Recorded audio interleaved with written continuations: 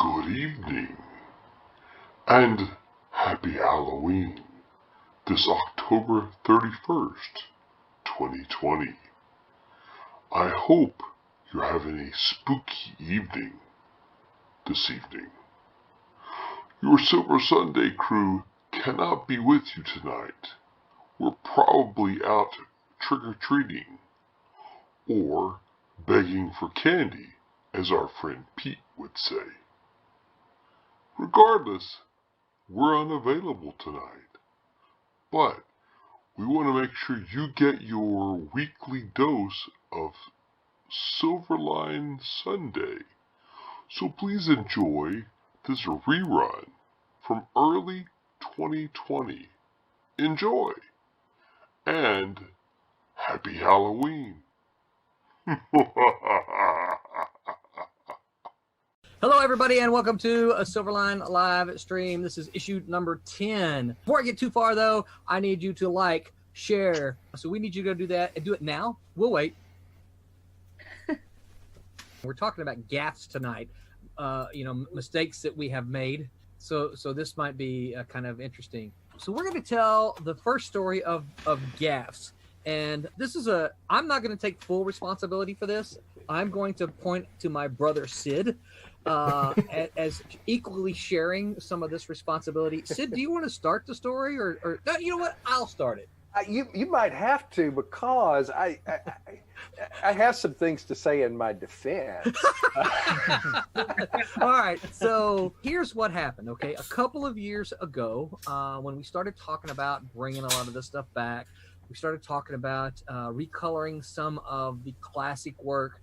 And then ultimately a year ago, we decided, let's bring Silverline back. Let's go ahead. We got print on demand, got a fantastic relationship with the awesome printers Kablam.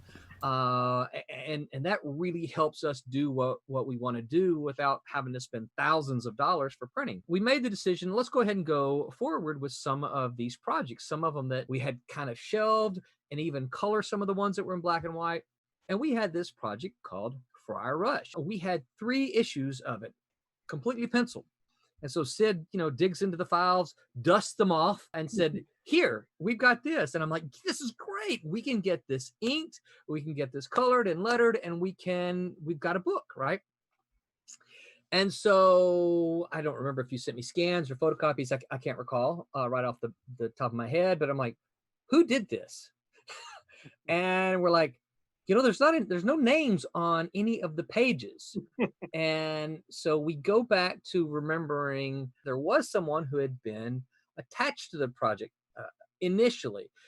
My memory is that he had done a few character designs, and then, I don't know, something came up. It happens, right? And then he didn't do it. And then we found another guy to do it. Now, I didn't remember that at first. So we just said, oh, that guy must have done it. Yes, Sid? Yeah, and I tracked him down. Yes. And go on. Well, I emailed him. I got an email back, and the thing is, he had been at CoastCon with us. Yes, he sat with us at CoastCon back in the 90s. Yeah, when this was all in the planning stages and everything. But I mean, there was some artwork done. As you said, we now know our memory has been polished, right, and or jump started, and there were character designs. There were some he did some things that were like coming soon, right, different characters and things. And I think we printed up some things just so that we could all sign and hand out to fans who were coming around. Yeah. I'm sorry, Sid. Go ahead, though. Well, I got in touch with him. We actually caught up with him at a con and talked a bit locally here. Recently. I think his memory may have been a little shaky too. I suspect so. Possibly that. So anyway, we thought, okay, this is the guy that ultimately what we decided is this is the guy that did the pencils on Friar Rush, did the 3 complete issues, and so 3 complete penciled issues. Yeah, I mean, which is the complete story. I mean, it's a 3-issue miniseries. Right.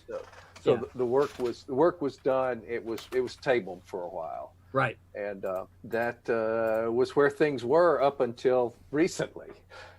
Should I hand it back to you, Roland? Okay. So yeah. So me and you Anyway, and Barry. Five Guys burgers. Five Yes, Guys. we went to, and my son was with us, right?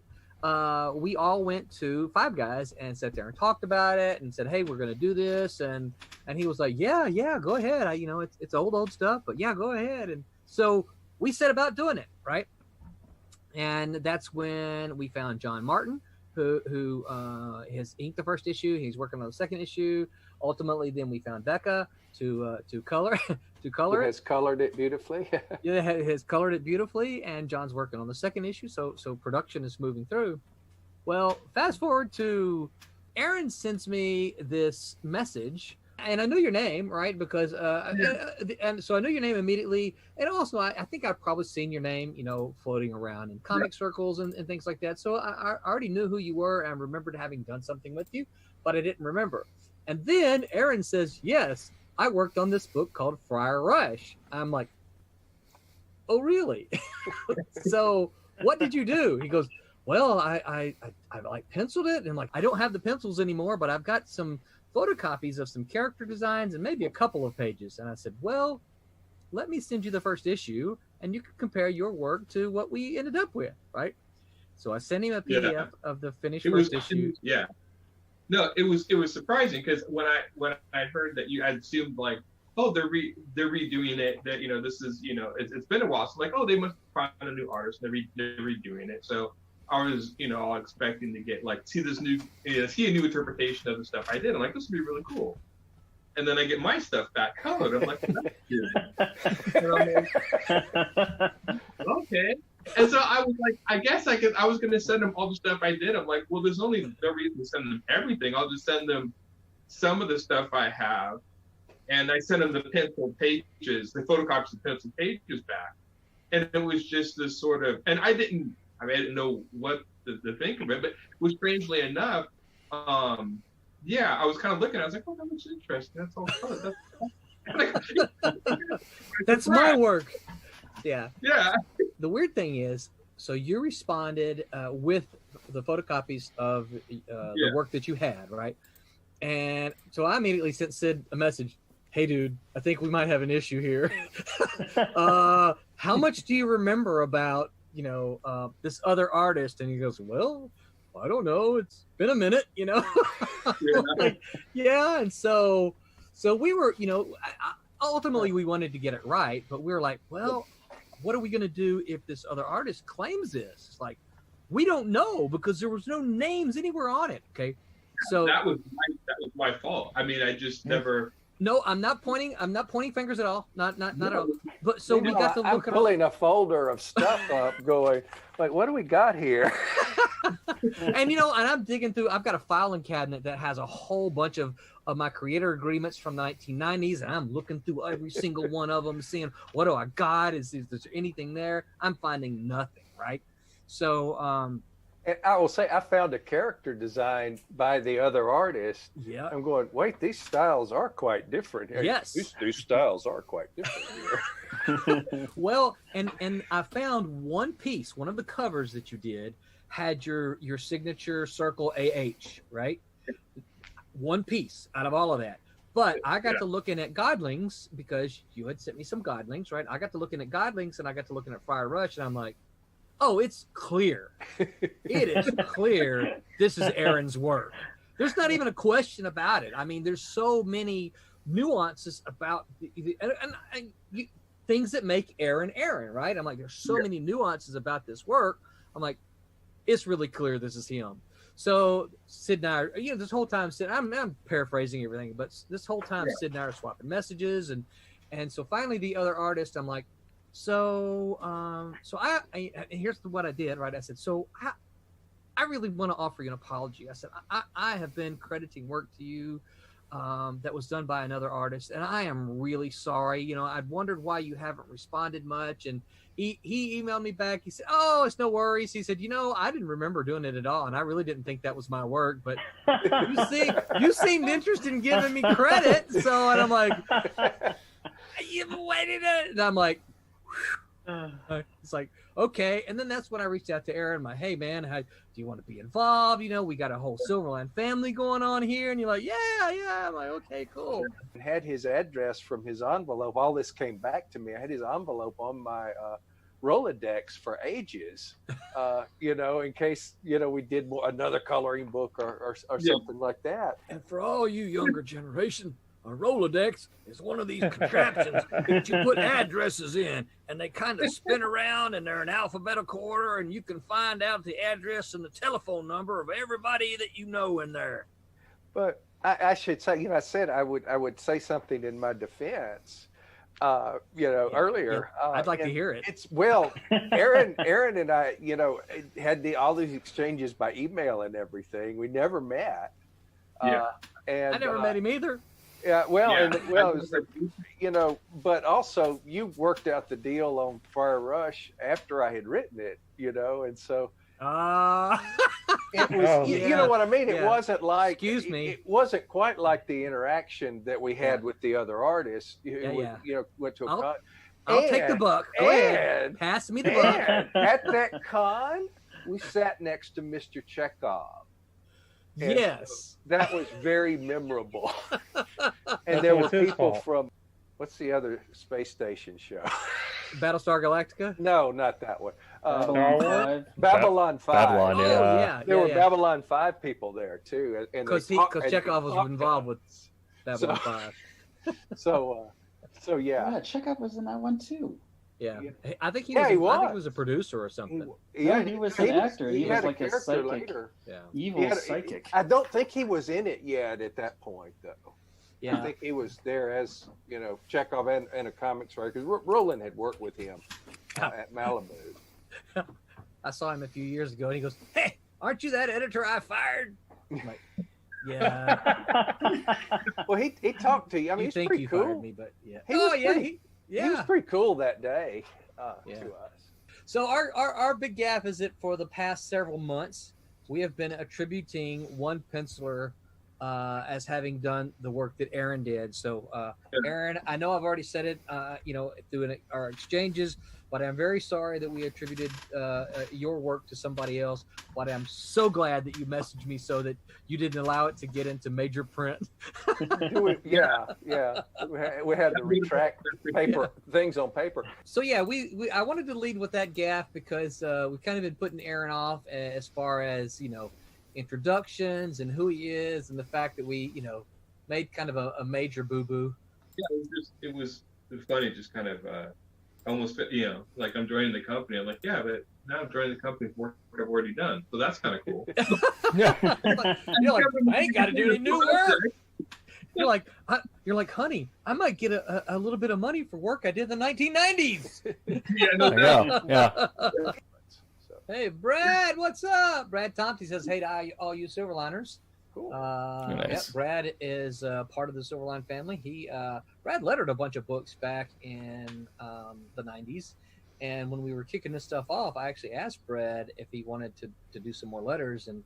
And he politely declined and said, no. but he said, I'm happy to do logo designs. So Brad designed Twilight Grim for us. He designed Divinity. Okay, so who wants to volunteer a gaff? I can tell you one that I learned over the years. Okay. It's not really more of a gap. It's the actual book I'm doing. So this is a gaff that you made, right?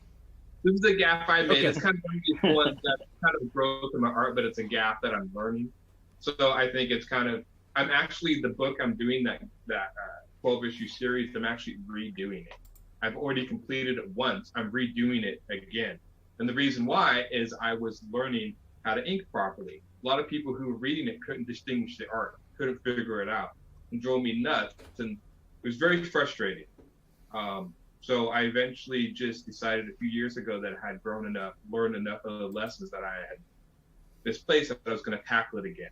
Yeah.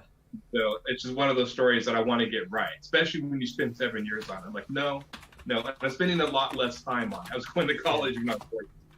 But yeah, so it's kind of a gap, but it's a learning experience. But it's definitely fascinating redoing your work. I'm learning I'll bet. so much in storytelling and really focusing on other things. Yeah. I'll tell you, as an editor, one of the things it's always interesting to see is so many pencilers. How can I say that with insulting every penciler? So many, not every penciler, right? But just so many of them want to ink their own stuff. And, you know, if you've been doing this, you know, more than a week, you know that each task, each skill requires its own skill set, right? Penciling requires a completely different skill set than inking does. And in my experience, so many pencilers are not their own best inker. They think they are, and they say, "Oh, I ink my stuff better." No, and I get it. I understand. I feel them. You know, the artist in them wants to come out, but you know, this is one of the reasons that I believe so passionately about comics is because of the collaborative effort that you get with a comic book team. So you get, you know, the vision from the penciler, but when you can get a good inker over the work, it just comes to life. And Aaron, I'm not saying that yours is not that way. I mean, not at all. But I just, in my experience as an editor, I can't tell you how. And Tommy was on the kind of receiving end of that professionally a time or two, when a penciler is just like, yeah, I look better over myself, and when everyone else around was like, no, this looks really good. And the mesh between the two styles was a good look. Brent has to go bye-bye, Betty bye-bye. So he's going to go ahead and tell us his gaff before he visits the sand or gets a visit from the Sandman. So Brent, tell us your gaffs. All right. What's funny is the word gaff actually in filmmaking means lighting.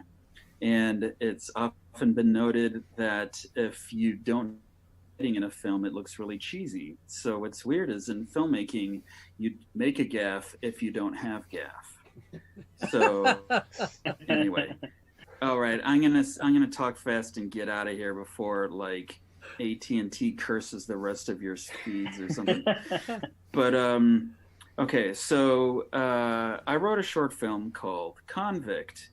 It was the first one my friend and I ever did. I wrote it, he directed it. It's about a priest interviewing a guy in jail, and I'll give you this. You know, I'll tell you the spoiler. The switch at the end is that the guy he's talking to, who you think is a convict, is actually the warden, and it's the priest who's just been arrested and put in jail. We were developing it, and finally the day came that we were going to shoot it, and I met the actor who was already in wardrobe, and it looked really, his shirt and pants were very nice and clean, and I'm like, this doesn't look right. You're supposed to look more, you know, like we're supposed to think maybe, you know, you're an inmate. And he's like, really? I don't know anything about that. And suddenly I realized that the director was just about ready to make a movie that was totally different from the movie that I had written. And he was going to shoot it in less than an hour. And we had developed this thing for weeks. And so I ran and I'm like, do you know what you're doing? My masterpiece. And the director was like, oh, dude. And so we finally got on the same page, and it turned out pretty well. That's when filmmaking really hits all cylinders, is when you get some really good people that can cover over other people's mistakes. And so that worked out pretty good. But yeah, we stepped up our story conferencing a lot after that. Yeah. So I can imagine. So that's a good one. Yeah. All right. Well, Brent, sweet dreams. he's already gone. I will Already cut off. a little bit longer next week or something like that. So sound good? Okay. All right. Sounds good. All right. Who wants to go next? Who's got the next gaff? Oh, I'll go next, I guess. Okay, Barb. Tell us gaff. As I was telling these guys earlier, I don't have a lot of artistic gaffes. My pages are pretty much perfect. I didn't say they were good. There's no mistakes. You're going to knock an inkwell over now. Yeah. I've never had that happen, and never had, like a cat lay on it or spill coffee on it or anything like that. One of my most embarrassing gaffes, I would have to say, is when I first tried to break in. I think it was 1987. I decided I was going to be a comic book artist. I mean, it was just, I decided one day I'm going to go to San Diego Comic-Con and get a job. So I put together a portfolio of everything that was absolutely you should not do. I took sketches from high school. I took paintings. I took ink drawings. I took everything but the kitchen sink. I stuffed into this massive portfolio. I mean, I'm talking, it was probably 4 foot by 4 foot, and I was lugging it around the convention every day. I think there was actually an acrylic painting in a frame in that portfolio. Yeah, I had no idea what I was doing. And I put that humongous thing on a plane, and I went out to San Diego. And I lugged it around and showed it to everybody who would look at it. And every single editor had the same expression on their face, and it was the WTF It was like, look. I have no idea what you're showing me, and what is all this stuff? Well, I did this in high school, and yeah, it was horrible. And I got shredded, just majorly shredded, and I was so embarrassed. But I learned, and then I went home and I practiced and figured out what the hell I was doing. And I came back in '88 and I actually paid attention to what these people were telling me, and went and did a couple of seminars with Dick Giordano, and that was massively helpful. And by the time I came out the next year, I actually had a professional looking portfolio, but that was so embarrassing to think back on that now. Everything I shoved into that portfolio, including the framed acrylic painting, I just cringe now when I think about that. can I go? I want to get mine out of the way real quick because it's kind of one. Well, it's not so much on art or any of the stuff that I worked on. It's usually my antics above and beyond the comic stuff, and Roland will know because we do a lot of shows together and stuff. I am terrible at remembering names. Even the people that I've worked on, and people that I've inked, and people that have done books with me, they'll show up to shows and they'll go, "Hey, Thomas, you did, and I'm like, who is that?" And Roland will go, "Have you inked that guy on the such and such?" And I'm like, "Oh yeah."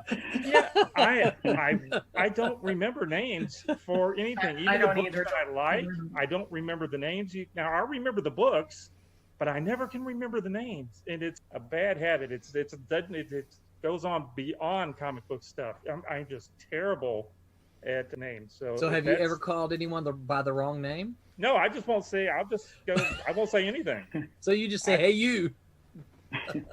I just sit there. But the other one that was a career problem. I was when I was breaking into into inking, I was doing a lot of background inks for Jimmy Palmiotti, and one of the books that I did a lot of work on was for Punisher 2099, and I was inking lots and lots of stuff of the Punisher. I was just almost everything except for the faces for the most part. So anyway, I was up at the Marvel offices, and I see, here's my problem. I don't even remember what the editor's name was.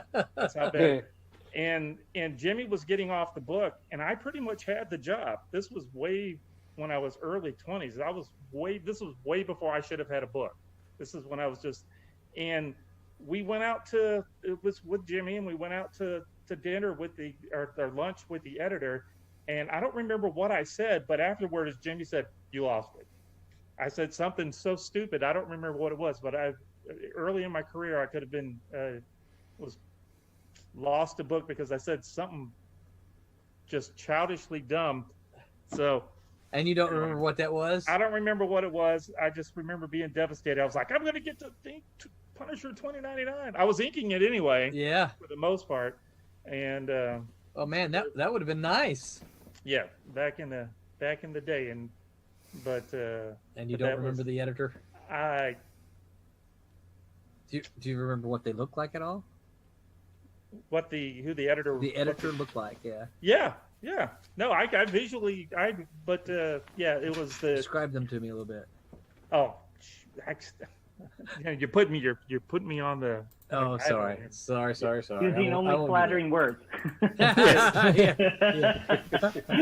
Very muscular, very tall. Yeah, there you go. But it was like, yeah, it was they were basically, I was going there to meet them so they could talk to me about it. I said something dumb while we were eating lunch, and then I didn't get the job. Oh, man. Is that a gaff? That's a gaff, right? Yeah, that's a gaff. Yeah. That's a insert foot in mouth, right? Yep. And it wasn't because of the art. It was because I said something dumb, like I normally do. You know, we've done plenty of shows. Yeah. Tommy has. Okay, I love Tommy. So how can I say this without him getting diarrhea mad, of the right? mouth? No. sometimes. Yeah. He has filter issues. Yeah, a lot of times. Right, especially when it comes to doing comic shows, right? Because if you've done a comic show at all, you know that there is there's a very wide range of convention attendees, and those attendees that are there looking at comics, and Tommy is just smooth as glass, right? But those con attendees who might be there for things other than comics, when they walk down your aisle, yeah. I said something, you and I, on this last thing we did, and there was some girls walking by, and I said something, not even talking to them. They looked at me, and I'm like, not you're pretty. I don't know. That's something stupid. I don't know what it was. Oh God. All right, I'm gone. I'm Brett. I'm freezing. I gotta go. I gotta go. Going to bed. AT&T is swallowed. I apologize. That's right. Who wants to go next then? I'll go. All right, Curtis.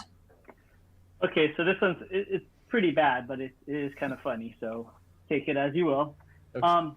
When I was working in video games, I went to a party, an industry party, and there were all these people. There was a Halloween party, and so everybody's in costume, and being animation, and video games and stuff like that, people there, I mean, they really were bringing their A game. So context is everything. So I saw this one group of people dressed like X-Men, like the 90s Jim Lee X-Men, and they just looked great. So it was like Storm, Wolverine, Cyclops. I went with great costume. And then there was a guy that was like pinpoint Professor X. I mean, the shaved head, the suit, he had the wheelchair. It was perfect. He was standing next to me. And I went up to him, and I just hit him on the back, and I said, great costume. And he looked confused. And I walked away, and later on, I said, it's great. You even have the chair. And when I walked away, later on, I realized he wasn't in costume. He was the guy that just happened to be at the party. Oh, no. The X-Men. Yeah. Yeah. So that was that was a big foot in mouth moment. Not good. Oh, my goodness. Yeah. So, there you go. Okay, who's next? Come on, Becca. Surely you got a story for us. Yeah, Becca. Something from Kubert School. Yeah, Miss Becca. Yeah, She's looking down like she's ignoring us and she can't hear us. No, I'm back. Of course, I have an abundance of gaff moments. Just being who I am as a person. But something from school, which is kind of comic related. My first year, I had an assignment due as a splash page. It was the first time I was ever doing staircases, and I had to draw like a infant and a cat and like crazy staircase, and I had to ink everything, and it was due the next day, and my mom's cat jumped on me, and I spilled an entire thing of ink all over. And of course, I didn't blue line my pencils. They were original pencils. So at 11 o'clock at night, I had to redo the entire thing. Oh, my goodness. And ink it, and I did not sleep. And I went to school the next day to do the critiques, and the demon child that I created was just something that everyone just always let me remember for the rest of the year and the following years. It haunts me to this day, that demon child. Was that your nickname for the rest of the year? No. I usually it's no. I don't know if I had a nickname. It was just Becca. But yeah, that's one inking story. Yeah. Spilling those. I don't guess that happens as much these days with the digital, medium. But boy, I know I used to hear stories of, and I've seen when I was Stephen Butler's roommate, I've seen him do it, a little ink spill, and then try to clean it up as much as possible, and then of course out pops the whiteout. Yeah. You remember those when you were signing the covers? You had those metallic ink pens before the ones that they use now. But the ones that I remember, I'm not going to mention who it was. It wasn't me in this case, but I remember it was somebody I mentioned earlier. Oh, Roland's got one. He was signing a cover, and the ink and it was one of those. I think it was a Lady Death leather cover that he did, and he was signing the cover. It was one of those leather books, right? You remember when they had those books? Oh, and the ink went all over the cover, and the guy goes, the artist that did it, he threw his hands in the air and he goes, "Art." And then he handed the book to him, and he just pretended like he didn't do it. But like, you just ruined that guy's book. Oh, that's that wasn't me. I did not do that. That's not me. I didn't do that. So, what about it? Anybody else got one? I got something. I don't think it's a gaff, but I figure most adults would. So luckily in comics, in my comics career, I have been fortunate enough to have mentors as well as classmates who have been in this at least a year longer than I have. So word to people starting on comics: if you want to avoid making a gaff, find someone with more experience. Just ask them about anything. But what I don't have too much experience with is directing choices when it comes to torture scenes, I guess. So besides this, I have not really worked in film as much as Brett, but I do volunteer myself as an actor for film projects in my area and as well down in Florida. And we had a project where I was the big bad. I was the captor / torturer in a kind of slaughterhouse style horror film. And we didn't really have anyone there who had much work in that field, so we're like, hey, just kind of go with what feels right. So my first thought, of course, is just waterboarding, just continuous waterboarding.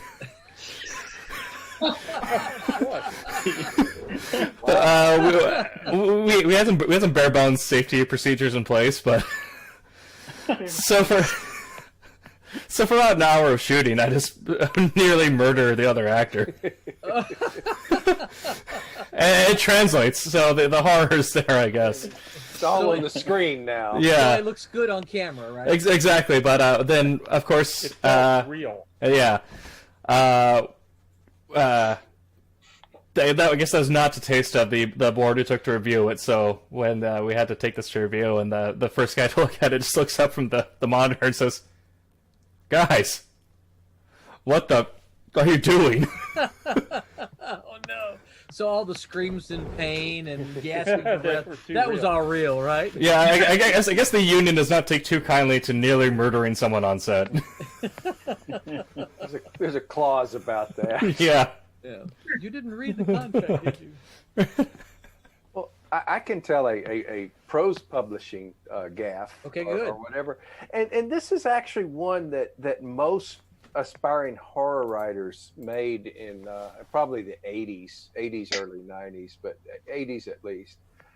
Stephen King's Night Shift is a collection of stories. You may have seen probably a lot of people have seen the book. It's the one with the hand with the eyes on the cover, or there's some versions where there are holes in the cover and you see the eyes and then you open it up and it's this mummy's hand with eyes in it.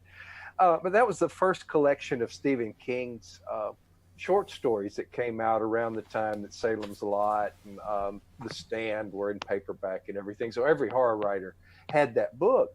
And you could look in the copyrights and see where they were published, and they were published in like the second tier men's magazines of the time, which in the 50s through probably the 70s, those were still legitimate markets for fiction. And they published Charles Beaumont, who wrote for Twilight Zone, and Richard Matheson, different people like that, had stories in there. And Stephen King's were published in magazines like Cavalier and different publications, again, that were one tier down from like Playboy and Penthouse.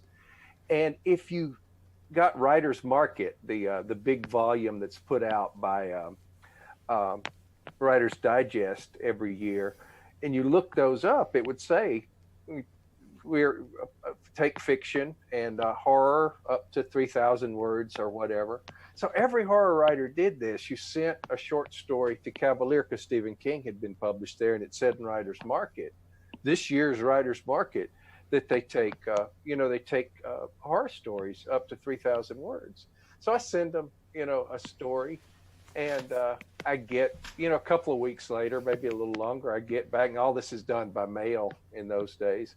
I get, my manuscript back in the appropriately self-addressed stamped envelope with a rejection slip with their logo on it and everything, Cavalier or whichever one I sent it to.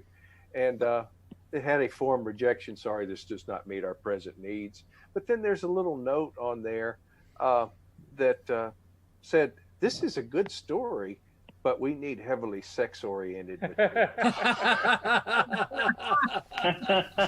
And by that time, the niche market had changed, and they were no longer publishing, straight fiction. It had to have a angle. So, so you live and learn, and you also learn that maybe the markets aren't updated every year in Writer's Market. So yeah. I've got a gaff that's most of you are going to know. It's a very high level gaff. So when I was at Malibu, this is before I went over to the Ultraverse. I was still editing Protectors, Dinosaurs for Hire, Ex Mutants, that whole family. And at the time, we were kind of divided into departments. We had the Protectors line, and we had the Eternity line, which was Mark Panicia, who's now at Marvel. Mark Panicia was doing all the licensed properties, Star Trek and stuff like that. And then we had Ultraverse, and we also had Rocket Comics. So everybody had kind of their own little department. And so it was me. I had an assistant who worked directly with me, and then we had a designer that did. She colored all of our covers. She did all of our in-house ads. She did basically everything that we needed in the department. And we had, I don't remember exactly what it was. We were supposed to do something, and Barry Windsor Smith had been announced to do Rune for the Ultraverse, and I don't remember exactly what it was in. You would think that what I'm about to say was enough for me to remember it, but apparently the hyphen in Barry Windsor Smith's name is very important to him, and it's supposed to be Barry Windsor Smith. Okay. Well, I didn't know that. I've been I knew Barry Smith's work from, way back to Avengers number 100. Yeah, for forever. Yeah. There wasn't hyphens in his name back then. And so we had ended up in publication something that was Barry Windsor, no hyphen Smith. Oh my gosh, I was called into the office and I was ringed because it was not Barry Windsor hyphen Smith. And of course, they're like, no, this is what Barry insists. He is Barry Windsor hyphen Smith. And so for the next, as you might imagine, being chewed out like that, I was a little bit sore for the next few weeks. And so we were calling him in our little bitty department, not company wide, Barry Windsor effin hyphen Smith. So that we would never forget that hyphen again. Yeah, that was a mistake that I ended up paying for. Anybody got any other gaps to add? Something you're burning to tell? No. No, not if we get in trouble again. Yeah. Got a lot that could have got us Don't in let trouble, but Barb I'm not going bring to say any of anything up. those. Don't let Barb bring anything up. That's right. I'm a perfect child. Yeah, everything I do is good. my only thought would be So, either choir here. I don't Tim? see how we could do anything. Tim, Yeah. when Barb's speaking, keep your finger on On poised the mute, above the yeah. Oh, that's right. Yeah. Yeah. It's like, she's 30-second like delay. That's right. See, at any point that she's a powder keg, just be poised there, ready. Barb Right. speaking. I wonder if there's like key words that. There's an AI that will that listens and watches for keywords, and my only thought would be if it did see the demon sex cover on Sid's thing and flagged that as potentially switching over to Well, X-rated you showed the content. cover on. Yes, he On the- did. Don't show it again. It's pretty innocuous. It's a ghost. Yeah, my only thought was that it would notice all the word sex in there. Yeah, but Let's try it again. Do it again and see if it does. See if that was it. We're not on YouTube though. not on so- Oh, okay. Oven says, not safe for YouTube, lol. Yeah. I think we run with this. I mean, this is like, we're like death metal now. We got banned from YouTube, man. Yeah. We're the bad boys of comics. Yeah. Oh my gosh. Well, at least it fit in with the subject matter. It did. It did. really It did. did. I don't know. Maybe we should test what words we can say on Twitch. This is our word test stream. We just go through a dig. Sid, you've got the A's. Read for 5 minutes, right? Yes. Yeah. Dual meaning. Could have been a donkey. Maybe I should have asked a safer question. Has anybody ever worked on Barbie? Yes. Kicked off of Twitch. Yeah. Have I worked on Barbie? Oh, now we've been kicked off Twitch. Oh. Are we? No, just kidding. Oh, okay. Yeah. The funny thing is, I was probably working on both at the same time. All right. See, I want to see Sid's run at the Barbie comic. Yeah. Barbie meets horror. That's right. One show I did, the guy asked me, like, what would you do? What would your dream project be? And you're thinking off the top of your head. And I don't know. I like Tarzan. Tarzan meets horror. Yeah, a horror Tarzan story, which there is. Tarzan and the Lion Man is sort of a Tarzan meets Frankenstein story. And so I go, I would love to, do Eric Dotson sent me a message about us getting shut down. He said, it must have been the hyphenator. Hunted us down. You're just talking smack and hunted us down with his army. Yeah. I don't know if this is a gaffe or not, but it's stupid. Speaking of Barbie, Mattel was super, super, super picky about Barbie, and they would go over every single page with a fine-tooth comb. And in one of these stories, I think Barbie's little sister Skipper was either sick or lost a puppy or something like that. So it was really sad. It was the story about how to deal with stuff like that, right?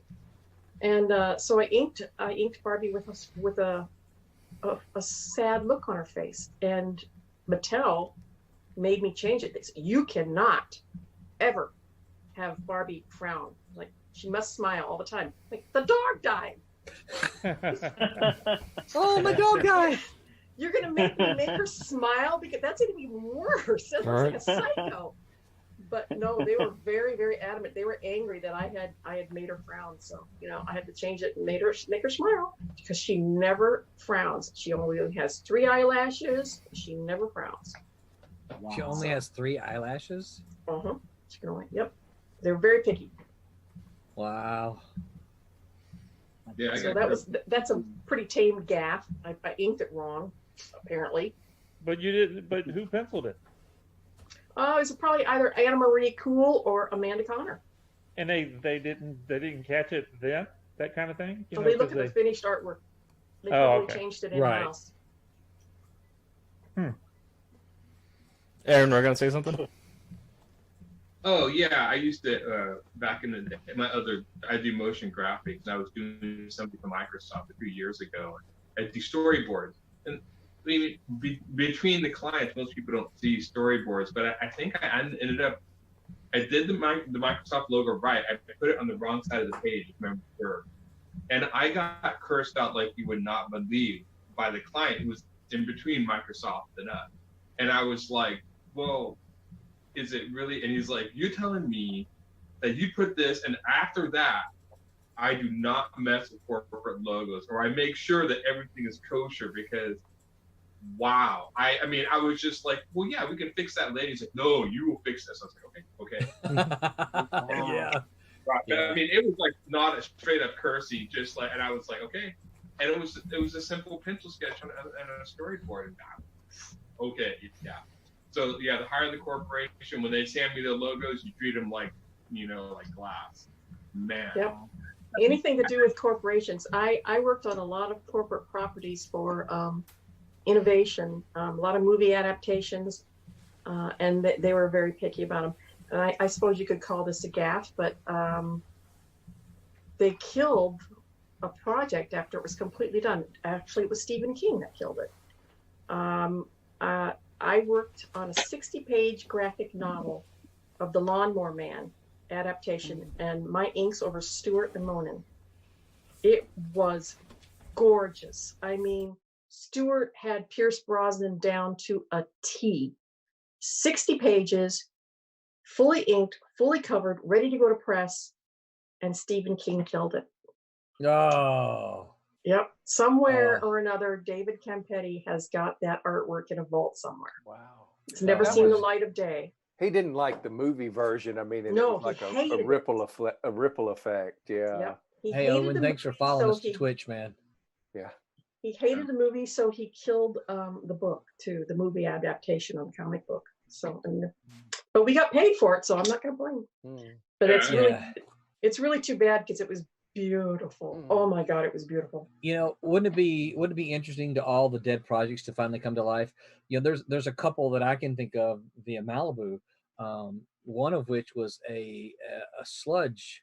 I can't remember if it was a one shot or a mini series. I can't remember now, but Mitch Bird did the artwork. Yeah, you inked that, yeah. I sure did. Yeah, you sure did. Yeah, it was. We did two. So it was two issues, right? 2 issues. Yeah, that was some beautiful stuff. And it really was. And I'm not going to say it's the best sludge. And the reason I'm not going to say it, so don't hate me, Tommy, is because Mike Plug did an issue. Yes, and that was that was beautiful. Man, that was just something else. But yeah, but I would argue that was second best to Plug. It was gorgeous stuff, and that just never happened. Nope. I worked on. We got paid for it. Yep. Yeah, you got paid for it as you submitted to work. I worked on an adaptation of the Gladiator novel by Philip Wiley, and I did a 6-issue script. I've still got them. They're up there somewhere. You can't see which them. we mentioned in this month's episode or issue of Craft on the Silverline website. Oh, that's right. Sure enough, that was which came out on the website yesterday, right? Mm-hmm. Yep. I did all 6 issues, and Howard Porter, I think. Howard Porter penciled, I think, an issue, and it didn't look like his traditional work, and so Malibu just canned the entire project. Well, that's too bad. Yeah, I love working over Howard. It's too bad, except that I just learned. Well, I learned this a couple of years ago. Gladiator is now public domain. Ooh. So yeah.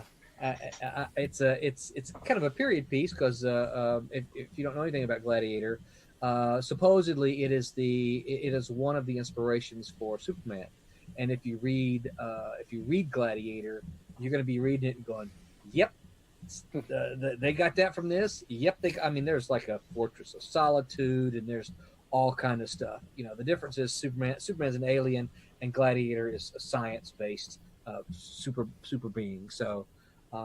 Still have those pencils? I only have bad photocopies of them. Oh, that's too bad. Yeah. I worked on with Howard over on Hawkman. Oh, cool. Yeah, love his not. pencils. It did not look like his usual work, though. I don't know how to explain it other than I think he must have been experimenting with the style because it was set in the 1920s, and it didn't look like his usual work. And I think that's the reason Malibu Candid is just like, we're not getting what we thought we were gonna. We're not getting what we thought we were paying for. Has anybody ever worked for Now Comics? I never worked for Now, no. They still owe me my last paycheck. Oh, let's not get into that. Yeah, I can hear Tommy. Let's not. No, we're going to get in trouble. It's probably in the mail. There's one of my gaps. Let's not go there. It's like I have not sent a check from Omni in the 90s. Yes, that could be considered a gaffe that I didn't really go take him to court or anything. I just let it slide. Yeah. Kamiko still owes me money. Yeah. That's anyway. That's the only time I've ever been stiffed, though, which is fortunate because I have heard a lot of horror stories from a lot of comic book artists that have constantly gotten stiffed. But that's the only time I ever did. And you know that for me, the bad thing about it is did you ever know Lorene Haynes? The name is familiar. Yeah, she was pretty pretty active. I active. didn't know. Yeah, she died a couple years ago, actually. Yeah, so she was real active in the late '80s. She did the Longbow Hunters with Mike Grell, and then she worked certainly in the '90s. She actually warned me when I started telling her I was talking to Kamiko. She's like, "Yeah, you probably don't want to do that because they're notorious for not paying." And I'm like, "But Vortex, the Elementals, yes, I'm going to do it." And so I did it, and sure enough, they still owe me money. But was it? I did quite a lot of work for Now, including like Twilight Zone and Married with Children, and I don't know. Who Speed was the Racer. editor there? Do you remember? Gosh. Yes, I do. And Joan, I can't remember her last name. Joan, she was wonderful. The gal I worked with. But I really enjoyed working for them. It's just that I just never got that last paycheck. They declared bankruptcy, and that was it. Book Joan Weiss often would be slow to pay, but usually you'd get your royalty checks or whatever. Who? Book publishers. Book publishers. Mm-hmm. Oh yeah. New York book publishers. I've had, never been late with Crossroad or anything. I guess the fastest company that ever paid me was the Indian company. Sid, that you did some work for. Their name escapes me. The Campfire. Yeah. I mean, they were going to be Elfin for a while. Yeah. Remember, they became Campfire. They paid me in 24 hours. Whoa! Wow. I know, right? they paid me quick too. You would submit an invoice to them, and within 24 hours, you'd get a PayPal. Never been paid that fast by any other company I've ever worked for. So, all right. Any other gaffes? It's other than all the gaffes we've had tonight with our streams. Anybody have any other gaffes to mention? I have a little one, just a short one. So, it was when we were at Malibu, everybody was aware that I was an aspiring artist, in the, even though I was working as an editorial assistant, and I was just, young teenager at the time. Anyways, Phil Crane, one of the editors there, good guy, everybody was so supportive. And one day, Jeff Matsuda, the penciler, came in. And, big name, working for Image at the time. And I was sitting next to Phil, and Phil just kind of talked about me. He says, the guy in the cubicle next to me, Curtis, he is this up-and-coming artist. I mean, you better watch out. He is so good. And he was talking me up. And, I never did any professional work. And Jeff goes, okay, let me meet him. So Jeff walks around. Oh, hi, I'm Curtis. So Phil says, you're this great artist. I said, oh, yeah, thanks. He goes, so what are you working on? And I said, nothing. And he just his eyes kind of glazed over and was like, okay, well, good luck with that, Right. So, good luck with doing nothing. Yeah. Let me know when you get that published. Exactly. So I think it's that example of not being able to kind of, take the picture or whatever of what's going on. Just it's I was completely shell shocked. Yeah. Anyways. All right. Well, I guess we will wrap this one up. We will wrap issue 10 up. Speaking of which, Oven says, "Great show, guys, even though it was a hot mess." We love you too, Oven. Yeah. So we're gonna go around the row here. Everyone, tell people where they can find you on all the social medias. We'll start with the new guys. Aaron, where can people find you on the interwebs? You can find me on Facebook at Humphreys Illustration. You can also find my website, HumphreysIllustration.com. Humphreys Illustration Big Cartel is a place where you can see more stuff for sale. And then I do have an Instagram, which is ALH3810 or 3810 at Instagram. And I post stuff all the time up there. Sweet. Very cool. Curtis, what about you? Where can people find you on the interwebs? Sure, I am Curtis Fujita. You can find me just looking up the name on Facebook. I have an Instagram account. It's Kemp5, just KEMPFIVE. And in the martial arts world, you can find me on Instagram and YouTube as Tiger Crane 805, and you can find my school on Facebook as Tiger Crane Kung Fu. Thank you very much, Sifu. Becca, how about you? Where can people find you on the interwebs? Hi. You can find me on Instagram at comic_art. That's with K's, not C's. Because artist. Yeah. And you can find me on Instagram. I think my handle's the same one because I use it so often. And I have Behance. You can just look me up with my name, Rebecca Winslow, or Becca Winslow. And you also have a Twitter. Yeah. And Twitter. Did I not? Yeah. I'll help you. Just Instagram. Thank you. Yeah, I'll help you out. Remember, everybody, I'll put all the information on YouTube. I'll put it all down here so that you can find everybody. Tim, what about you? Where can everybody find you on the interwebs? I'm on Facebook, Instagram, and Twitter at Tim TK Writer. I am also on TikTok at Tim Doesn't TikTok. And I am here on Twitch at AgroBacon, where I'll be streaming my user cruise offline. So I'm probably going to be doing some Star Wars The Old Republic tonight. Nice. Cool. Oh, shoot. I said I was going to get the new guys first, and I didn't go to see Michael next. Sorry, man. That's all right. See, Michael, thank you for joining us tonight. We look forward to having you back next week for some penciling stuff, right? Yep. Sweet. And where can folks find you on the interwebs? I'm on Facebook. Look for the artist C. Michael Lanning. It's weird because you kind of put like Facebook.com/The Steaming Mind. That's a whole mess. Then I'm on Twitter. It's C. Michael Lanning. Drop the G and put a number 1 for some reason. And that's my Twitter. So. Tommy, how about you? Where can people find you on the interwebs? Thomas Flormonte Jr. at Inferno Studios. Okay, I'm just. That was good, though. That's good. You've been working on that, though, haven't you? Yeah, I've been waiting all day to do that one. No, Flormonte, as you saw it, is FLORIMONTE. Anywhere, all the different social media stuff, just look for Flormonte. I'm the only one there. Just in my personal website is infernostudios.com, where I do all my other stuff. So look me up. All right. And Barb, where can they find you? I am the only Barbara Kaelberg on the internet. That's KAALBERG. So you can find me under that on Facebook and Twitter. And if you Google me, you come up with like 50,000 sites. So, yeah. Excellent. And I am Roland Mann. You can find me on my website at www.rolandmann.me. And I'm happy to tell you all that she is working on, shame that Alex is not here, because I know he would be overjoyed to hear this news. She is working on a Silverline TikTok.